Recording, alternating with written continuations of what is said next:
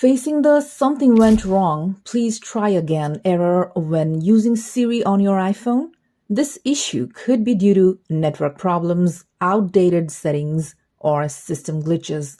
In this guide, I'll show you how to troubleshoot and fix it in no time. Let's dive in. Solution 1. Check your internet connection. Open your browser and go to fast.com to test your internet speed. If the connection is slow, enable airplane mode, wait a few seconds, then disable it. Switch between Wi-Fi and mobile data to see which performs better. Once your connection is stable, try using Siri again. Solution 2.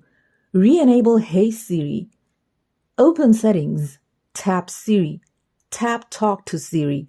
Turn off Talk to Siri if it's turned on. Wait a moment, then tap on Hey Siri. Follow the prompts to retrain Siri to recognize your voice. Solution 3. Check Siri's language settings. Open Settings. Tap Siri. Tap Language and ensure the selected language matches the one you use. If not, change it. Solution 4. Check Siri settings. Open Settings.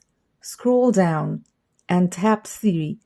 Toggle on Allow Siri when locked. If already enabled, toggle it off. Wait a moment, then toggle it back on. Solution 5. Reset network settings. Open Settings. Tap General. Then scroll down to Transfer or Reset iPhone. Select Reset. Then choose Reset network settings.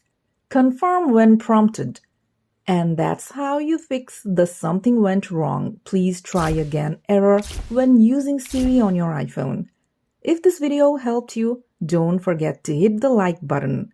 If you're still having trouble, drop a comment below and I'll do my best to assist you. Thanks for watching.